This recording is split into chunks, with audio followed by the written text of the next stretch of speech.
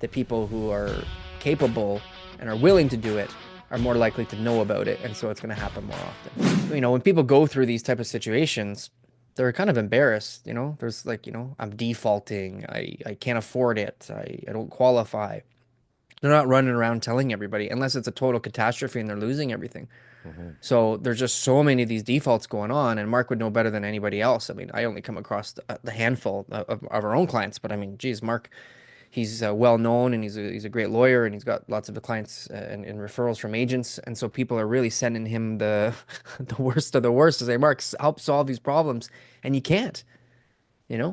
Well, the scariest part of the rant was the part about all the pre-construction and the 25% default rate on the new stuff that's happening right now. Yeah. And how the hell is that? See, Well, we've been talking about it for a little while. we've been Like talking about it the for a blanket while. mortgages are obviously the first step that the bank offers, which is a How risk to long? them, but they're How long? passing that risk onto the buyer, onto the person who's going to move in, because they're going the investor, the person who they feel is going to be personally able to pay that monthly payment until hopefully the market recovers. But now they're saying, well, if the builder doesn't have enough money to be able to service the debt on that construction loan, and they got 25% of their units that are just sitting there, they got, what are they going to do? Flood them on the market, rent them out? Like, you know, there's a lot Yeah. of issues that comes with a builder starting to rent out his unit. It's no longer a new product. Well, and he said though that, it's becoming almost in fashion to just walk away from the contract because so many people are doing it. Hmm. It's like, are you really going to just sue all of us, or are you going to deal with the problem you have? Right. Yeah. And he says, like, with the landlord tenant board during COVID, when people, learned, some of the ways to wiggle around the system, they abused it. It spread on social media. They Yeah. abused the shit out of it. And he says that is what he sees happening now. It's a little bit different though, because people's deposits that they've put up, some of them, it's their life savings.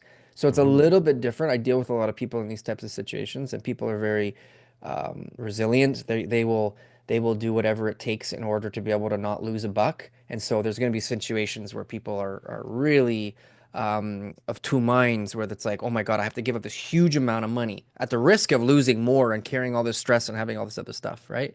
Um, or it's like, you know, do I really just think that, you know, I could default and let the builders sue me again with the unknown of how much money I'm going to actually owe them in the end. It's not an easy decision, and I don't think it's like the landlord tenant board where people just stop paying rent and they don't go in. But I understand the reference there. It's similar as in a sense of, as more people and it's more commonly used, that people who are capable and are willing to do it are more likely to know about it, and so it's going to happen more often. It's going to happen more and more often Yeah. as these tariffs weigh down the economy. It's pretty crazy though that we're standing our ground and maybe we're making We'll some wait for our headway. guest to get into the tariff stuff, but Yeah, let's wait. He's yeah, here. We should get him in. I mean, this yeah, is okay. the biggest guest that we may ever have on the show, No, we got TK. a bigger guest Next coming. week? Next week is a big Our guest too. well, we're talking about our friend Doug. Doug is a friend of the show. Okay, Dougie Dougie's a friend of. Ford? He may have never seen the show yet, but he's a friend of the show, and you know, I believe Yeah. when I put it out there, you know, into the world, things happen. So yeah, I Doug think Ford he will be would on the come show, on. guys. Yeah. We just I haven't think booked him yet. I think we should work on that, Yeah, TK. I good. wonder who can get that done. Listen, you got today's guest. I'm pretty sure, you met him in a professional setting, right, TK? So you probably Yeah. impressed the shit out of him. He saw you win 18 trophies that night, Yep, that day. best, most handsome. Most handsome, You know, best black eye. best efforts. You know, Yeah, some years in real estate with little to no success, but still, you know, kept on right. coming around with Most tenacity. most consistent haircut, Yeah, most right? frequented to the barbershop. Most frequented to the barbershop award Yep, goes to yep. I TK clean up. Butler. Oh, I clean up. did we lose him? He I clean up. gone. Oh no, he's gone. We He'll missed be him, back. TK. He'll be It's back. over. We missed him.